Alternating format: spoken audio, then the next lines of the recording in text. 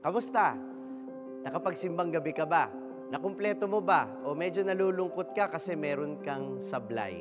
Huwag kang mag-alala. Ang araw na ito ay pasasalamat natin sa Panginoon sapagkat kahit nagkulang tayo, hindi siya nagkulang sa pagtupad ng kanyang pangako. At yan ang ipinagdiriwang natin sa araw na ito habang pinagninilayan natin ang awit papuri o Benedictus na inusal ni Zacarias. At ano kaya ang nangyari sa mga panahong napipi si Zacarias? Doon niya nakita at narinig sa katahimikan kung gaano kabuti ang Diyos. At doon, naging malalim ang kanyang pananampalataya sa Panginoon. Kaya naman sa pagbukas ng kanyang mga bibig kasabay ng pagsilang ni Juan Bautista, nahayag ang nilalaman ng kanyang puso.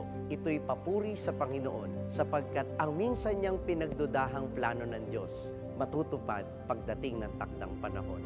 Kapatid, huwag kang madismaya kung nagkulang ka sa simbang gabi. Ganyan talaga, bilang tao, hindi naman natin magagawa ang lahat.